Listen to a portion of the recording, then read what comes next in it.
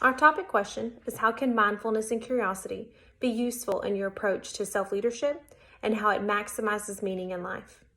After reading Chapter 1 in the Definitive Guide to Self-Leadership, some of the key components that ring true to myself is the notion that great leadership cannot occur if one can truly not lead themselves. I believe that being mindful in our actions and creating self-discipline within ourselves is one of the best ways to start the notion of self-leadership.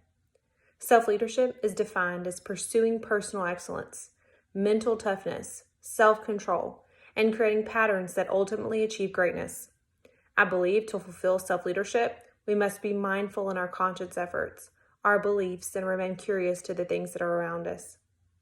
Our conscious efforts are formed by being consciously aware of our daily actions and asking ourselves, is what we are doing, will it promote meaningful outcomes?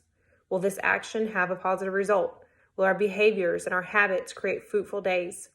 We do things without thinking, and then we do things that are intentional. The conscious decisions have to outweigh the reactive results in our life. One of the examples I have is social media. If we are not focusing on time, we could be on it for hours. I look at it as a true screen slayer from The Incredibles. If we are not careful, the screen will slay our day away, if you will. To be more intentional and self-conscious with our time would be setting an alarm for 30 minutes of screen time, or setting an alarm on your phone so that it alerts you if you get lost in a black hole of technology.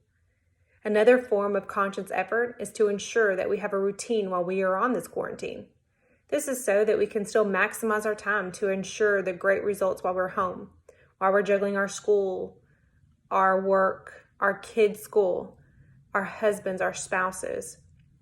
The curiosity within self-leadership is important because it allows you to be able to grow. A phrase that I love is to grow into something you couldn't even imagine. Ensuring self-discipline and utilizing the imagination of a leader are positive attributes to succeeding and passing the bar. If you want to grow a school or a foundation or anything as a leader, I believe that you truly had to utilize curiosity to see the potential that's outside of yourself. Curiosity to be able to see the bigger picture or to see another person's side or another person's view. Curiosity to understand what others are trying to tell you. The curiosity to self-reflect, to figure out if there's another way.